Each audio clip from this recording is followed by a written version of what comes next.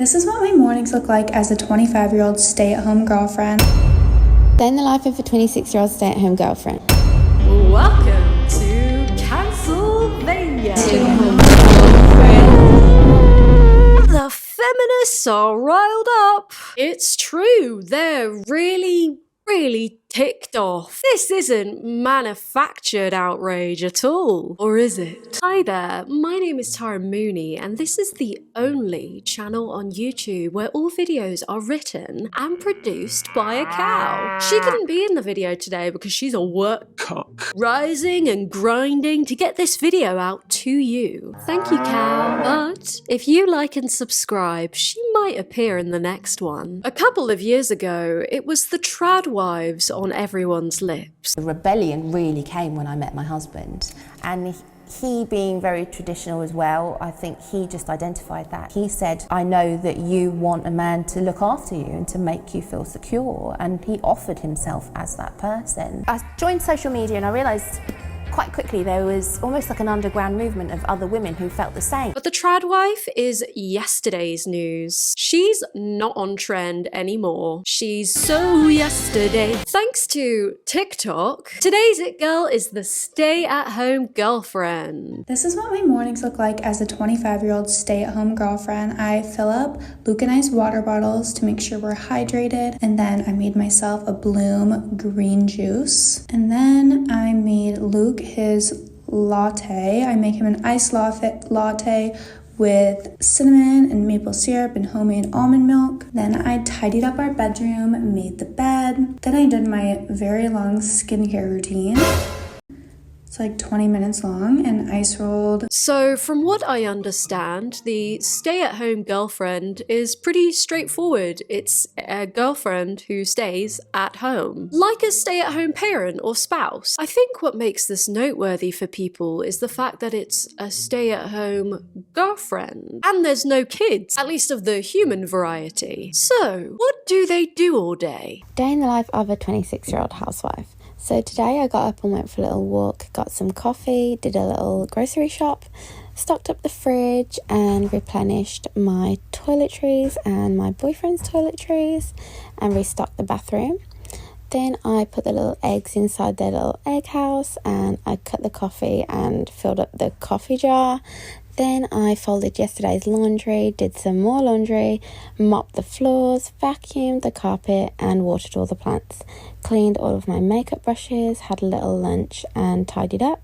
Did a bit more laundry, had another coffee. Then my boyfriend finally got home, so we went for a little date at the arcade. And I'd been travelling that week, so I was really tired. I had a bath and some wine, and then we actually had a Chinese takeaway that night.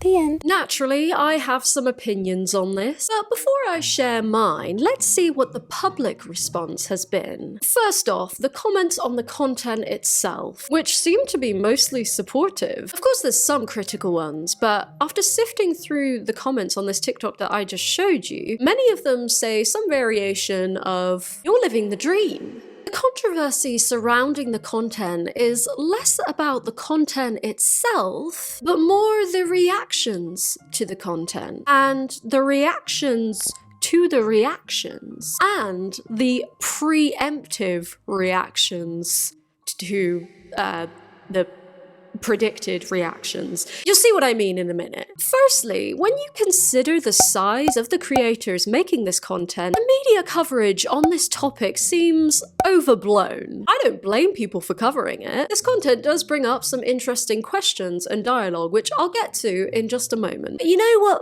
bugs me? The reactionary narrative that has been crafted that just doesn't hold up. Angry woke women cancel stay-at-home girlfriend. Angry feminist cancels stay-at-home girlfriend on TikTok. Let me translate for you in case you don't speak right-wing reactionary. Cancel directly translates to mildly criticizes. This is what was actually said on the Young Turks. Let me just note for the record, she does a lot of laundry.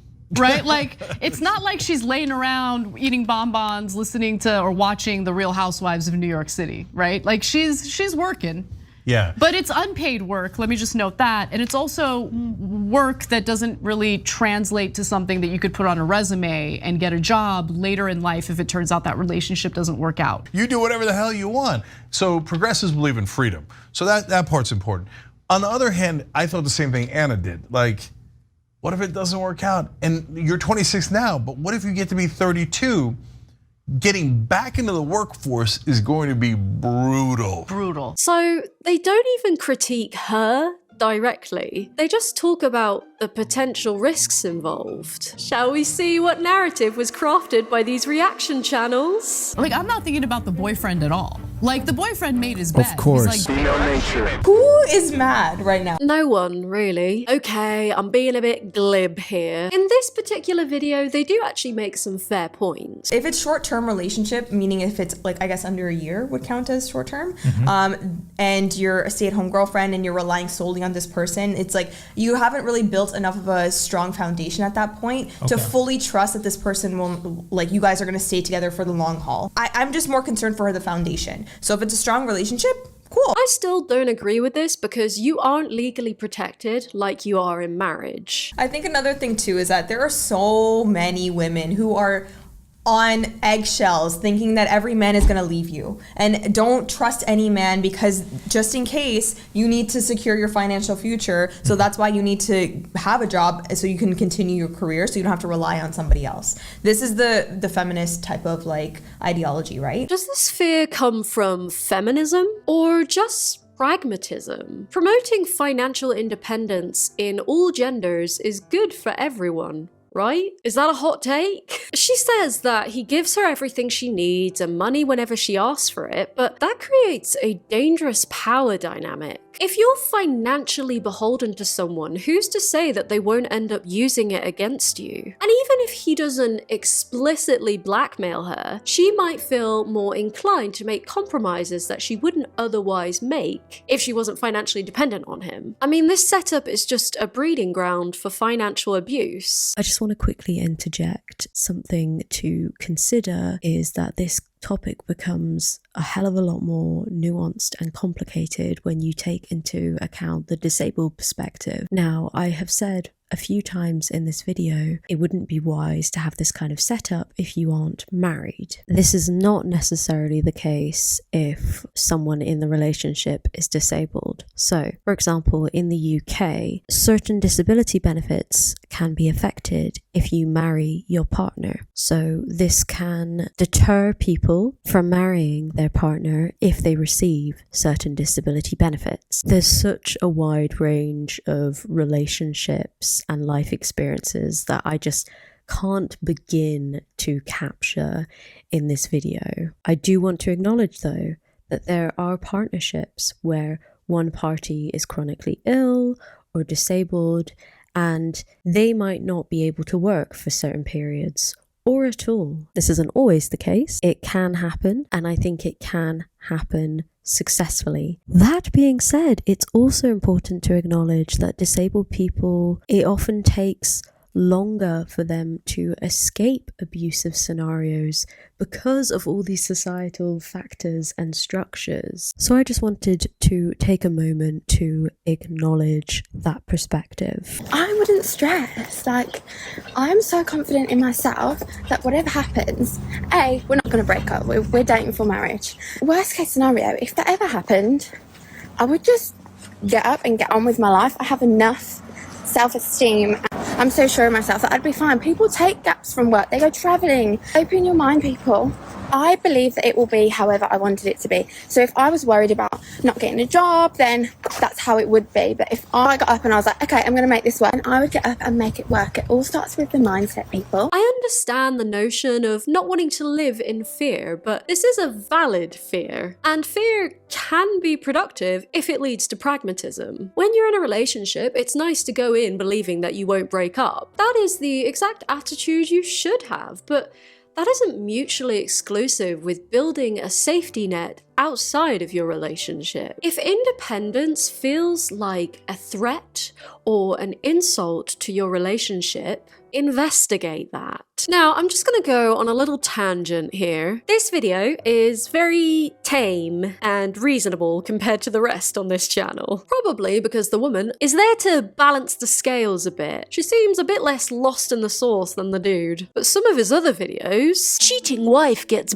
busted by her husband at the club. Angry feminist gets humbled with brutal truth. 9 minutes of woke women loses their minds. So basically, they're inflammatory titles and thumbnails that are always geared towards making the woman the 2D villain. Even if the commentary in the videos is relatively tame, and by tame I mean not massively misogynistic, the thumbnails...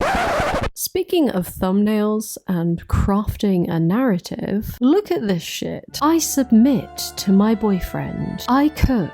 I clean. I submit. As far as I remember, she does not use the word submit in her videos. This is just putting words in her mouth. Now, I will admit that these ladies have used weird phrases like feminine energy and purpose and stuff like that. So you could argue that they're sort of dog whistling or even unconsciously alluding to the idea of female submission. However, we don't know that for sure. So who are these guys to say for them that they submit to their boyfriends? Oh, the audacity. The thumbnails and the titles alone attract a red-pilled audience, thereby fostering a community that eggs on each other's misogyny. Wives are at a premium now. The take halves are in great supply. Wives are like gold right now. Why do we give most women real adult privileges? I'm sorry, but so many of them conduct themselves like children. We all see this, but no one will call this shit out. This lady on the YT really has an issue with this? I don't think it was the woman on YT. She called it kind of a dream. I actually kind of agreed with her that it's not a transferable job. No problem with a stay-at-home wife/girlfriend, but a woman does need an actual skill so she can leave if she finds herself in a relationship with an abuser. I know women who got themselves trapped because they had to wait to earn an income by themselves and thus couldn't leave. No family, etc. Woman, if both of you and your man, are okay with you staying at home, do it, but have a marketable skill. This is why for nearly most of human history, a father chose the husband for his daughter, so he would eliminate abusers and those who cannot provide. There used to be a dowry, which a man paid for receiving a virgin woman who was trained how to be a wife, and if she was not virgin or not trained properly, he could return her to the father and get his dowry back. What if it doesn't work out? This radical feminism mindset wants women to always have one leg out. Marriage is based on trust, and it takes strength to fully trust. If you don't trust someone, don't date, don't get married, get a cat. Your position on this is stupid. There are abusers out there, men who don't reveal their ways until the woman is trapped. I've had to deal with these half men. A man who beats a woman is not a real man. Real men reserve physical violence for actual threats, like other men. The single most important tool a woman can have is the ability to earn a living on her own, so no abuse half man can trap her. Enjoy going through life alone, since all the partners you find are potential abusers. Yes is good, nobody said is bad. One thing you should know, that man don't care about your income, which means your income cannot prevent you from bin abuse once again. Don't be attracted to bad guys, be attracted to guys that respect you. No accountability. You choose those heathens at the end of the day. Sorry that happened to you, but you gotta pick better. They go in with their preconceived notions, and if the title confirms it, and the dramatic intro... A popular TikToker is getting a lot of heat. Her name is Rose, and the reason why she's getting some hate is because she has referred to herself as a stay-at-home girlfriend. Then voila, there you have confirmation bias in action. Because she's making it seem like her staying at home, being fit, feminine, and friendly is more of a detriment to her versus her being in the career field, you know, being a boss babe, right? Yeah. Because let's be honest, I don't know too many submissive women that are out here single, and a guy that's worth a damn is not scooping her up and taking care of her. The use of the word submissive is telling, because it's admitting that ultimately, even if this arrangement is a mutual decision, the person with the finances always has the upper hand. You know what I mean? So her being in her feminine bag, I think if anything, that's going to secure a future, right? Because it's going to secure a man that's making a decent amount of money, as well as being with somebody long term and not dying alone. Also, yes, you could say that she is fulfilling this role that successful men who make lots of money would desire, and they would want to take care of her. But that doesn't mean he's the right man for her. Say if the relationship falls through and she doesn't have any savings, either she goes back to work, which for reasons already stated by Anna and Cenk would be very difficult, or she rushes into a similar arrangement. But because there isn't this foundation of independence, she is more likely to rush into the wrong relationship or even fall into an abusive setup. She did mention that she worked before doing this. However, she implies that all her money comes from her boyfriend. So I don't get the impression she has savings, but if she corrects that, then of course, redacted. I forgot to mention the argument that these women could be making money on social media and therefore they aren't completely financially dependent on their boyfriends, which, yes, that's good, but then are they really stay-at-home girlfriends? Aren't they just working from home? Like, even if it's part-time, they're still workers. So does that argument not just defeat itself? So if we keep the theme of this channel in mind, it gives you an idea of why it's in his best interest to frame TYT's commentary as woke cancellation, because the reactionary tone resonates with his audience. Again, I want to be fair and say that the lady on the left actually makes some fair points. However, unfortunately, those points don't seem to be getting through to the red-pilled reactionary audience that has been fostered. It's almost as if they only want to hear what a woman has to say if she confirms their biases. Funny that. A man is supposed to work all day and pay all the bills and go 50-50 on housework with women who don't want to go 50-50 in any other aspect. But overall, women still shoulder the majority of unpaid work, i.e. household labor on top of working, because most people can't afford to have one partner stay at home. So it's actually not 50-50. These guys heard talking heads say stop making sense and ran with it. Angry feminist cancels stay-at-home girlfriend on TikTok. There are women out here who don't like the idea of other women either being stay-at-home moms, publicly confessing that they love to submit to their husbands, as in like let them lead, or not in a partnership. I didn't know that there are women out here who feel very, very strongly about just seeing another woman who's like a stay-at-home mom or resembles something that's like that. Now, here's the first problem. Conflating being a stay-at-home mum with being submissive to one's husband is neither accurate nor fair. Mainstream feminism, and by that I mean feminism in mainstream media, tends to gravitate towards choice feminism. So they're generally supportive of women being stay-at-home parents. They just take issue with when it's forced on the mother. I swear, I see more reactionaries saying that feminists hate stay-at-home mums than actual feminists hating on stay-at-home mums. I'm not saying it doesn't happen, but to act like that this is mainstream in feminist thought is just dishonest. But it's low-hanging fruit. It's easier to just dismiss all criticism as feminists being bitter and envious. Boring. Or maybe I'm just hating on it because I haven't tried it for myself. Day in the life of a stay-at-home girlfriend. First I wake up, I make the bed, and then I sit on the end of the bed contemplating my existence. Then I like to fill up my boyfriend's water bottle so he doesn't get dehydrated. This is an important step in my day because my last boyfriend actually died from dehydration. It was a bummer. Then I do my skincare routine, which is 4.5 hours long. Then I like to do my daily workout to keep my body nice and tight for my man. I'm kidding, but not really. Then I like to plan out my day in my daily planner. I then vacuum, and then I dust, and then I wipe the counter, not my boyfriend's arse. Well, Then when he gets home, we like to debrief on his day. I don't have much to say about mine. Then I like to tuck him into bed. Get wrecked, feminist. So today's subscription pet shout out is my niece, Doja, the kitten. She is my bestest pal's dog. Cat. She has changed. You're a dog now. And she's called Doja, and she's such a good girl.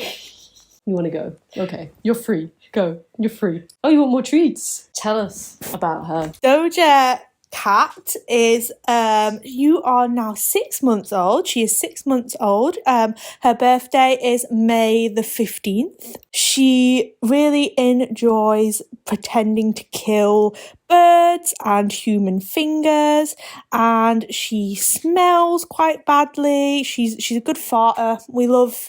Can I say that about you? Is that fair? Is that a fair estimation? I think so. Just a couple of minutes ago, she did a stonk. She does a stonk. She is the stench queen of the house. And yes, she is our alarm clock. And she likes to wake us up. Her thing at the moment is being in things. So she likes being in the bath or in the sink or in the chimney. I am excited about where she will learn to be next. We make sure to give Doja Cat a round of applause. Isn't that right? Bye-bye. Bye-bye now. Bye-bye. Bye-bye now. Bye-bye. Bye-bye now. Bye-bye. Any final words, Doji?